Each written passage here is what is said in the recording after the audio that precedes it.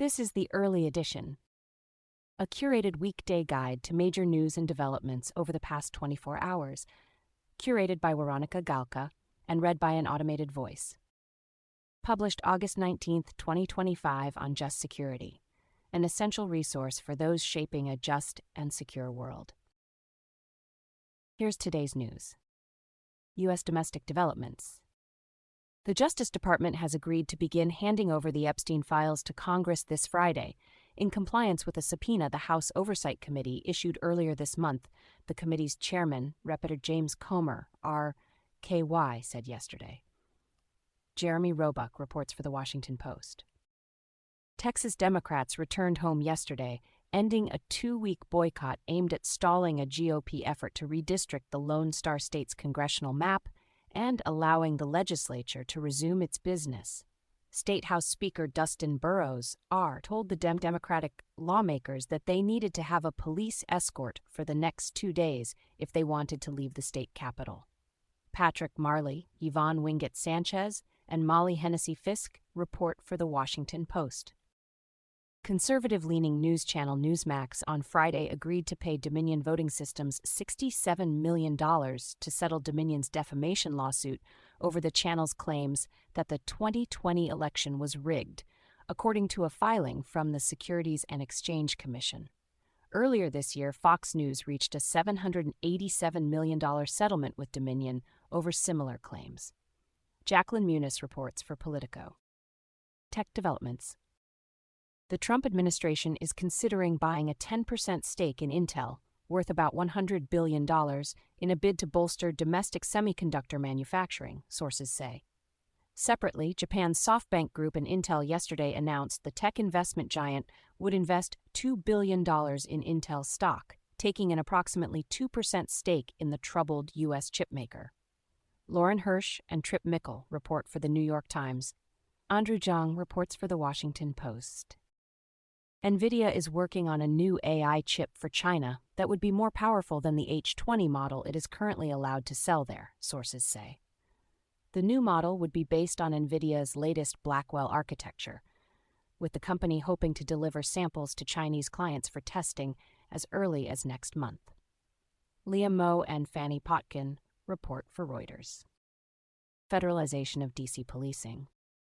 The governors of Mississippi and Louisiana yesterday said they would send a total of 335 National Guard members to Washington.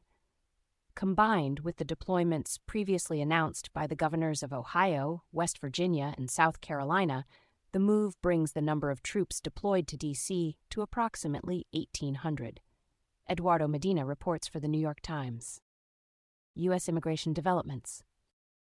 The State Department has revoked more than 6,000 student visas this year, a State Department official said yesterday, adding that most visas were revoked due to international students overstaying their visas or breaking the law, including by expressing support for terrorism.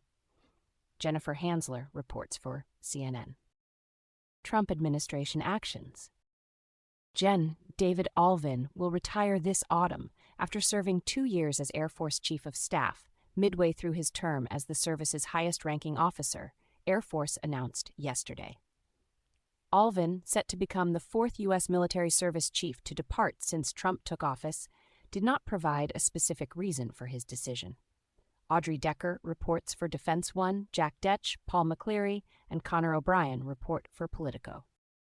Attorney General Pam Bondi and FBI Director Kash Patel yesterday announced the appointment of Missouri Attorney General Andrew Bailey as a second FBI Deputy Director.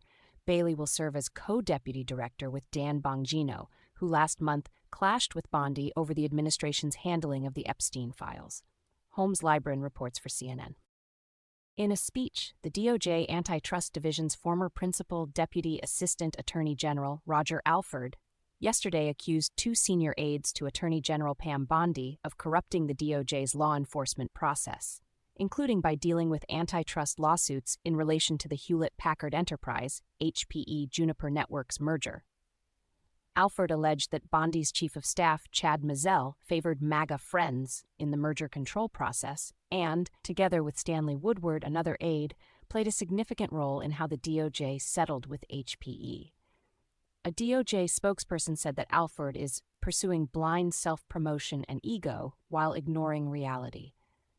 Woodward has been nominated to serve as the Justice Department's third-ranking official. Dave Michaels reports for The Wall Street Journal. The Education Department's Office for Civil Rights has a backlog of about 25,000 unresolved cases and is prioritizing cases that allege transgender students and students of color are getting unfair advantages, with staff cuts leaving thousands of other cases unresolved, according to current and former employees. Laura Meckler reports for The Washington Post. Trump administration litigation. 20 Democratic states and the District of Columbia yesterday filed a lawsuit challenging the Trump administration's decision to withhold grant money to sanctuary states over their refusal to cooperate with federal officials implementing Trump's immigration policies. The lawsuit argues that the administration's threat to withhold more than $1 billion in crime victim grants from sanctuary states would improperly block the dispersals of funds appropriated by Congress. Hannah Rabinowitz reports for CNN. Russia-Ukraine war, U.S. and international response. Ukrainian President Volodymyr Zelensky and Russian President Vladimir Putin will meet within the next 2 weeks, German Chancellor Friedrich Merz said after yesterday's summit. President Trump, who according to sources interrupted his talks with European leaders yesterday to call Putin, also suggested he began the arrangements for a meeting between the two leaders.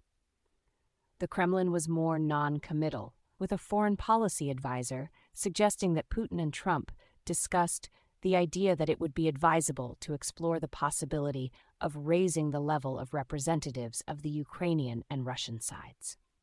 Michael Birnbaum and Kat Zakshevsky report for The Washington Post. Barak Ravid and Dave Lawler report for Axios. In a social media post, Trump yesterday said he had discussed the United States playing a coordination role in helping secure the peace in Ukraine. According to European officials, Trump and European leaders yesterday agreed that Secretary of State Marco Rubio will lead a task force of national security advisors and NATO officials to draft security assurances for Ukraine. The security guarantees will likely be formalized on paper within the next week to 10 days, Zelensky suggested during Today. Michael R. Gordon, Bojan Panchevsky and Annie Linsky report for The Wall Street Journal. Yulia Disa and Lydia Kelly report for Reuters. Zelensky yesterday offered to purchase $100 billion worth of U.S. weapons and equipment, with financing help from European partners, in a bid to obtain U.S. security guarantees, according to a document seen by the Financial Times. The document also suggests Kyiv and Washington would strike a $50 billion deal to produce drones with Ukrainian companies under the proposals. Trump appeared to have a favorable response to the purchase proposal during yesterday's meeting, according to European officials. Max Seddon, Christopher Miller, and Ben Hall report. Michael R. Gordon, Bojan Panchevsky, and Annie Linsky report for The Wall Street Journal. The United States and some countries have said that they are against NATO membership for Ukraine, but there are discussions on Article 5 type of security guarantees, NATO Secretary General Mark Rutte said yesterday. Article 5 of NATO's founding treaty postulates that an attack on any of its members is considered an attack on all. The Russian Foreign Ministry yesterday issued a lengthy statement rejecting the deployment of NATO troops in Ukraine as part of any security guarantees. Kanishka Singh reports for Reuters. Neil McFarkar reports for The New York Times. Russia-Ukraine war.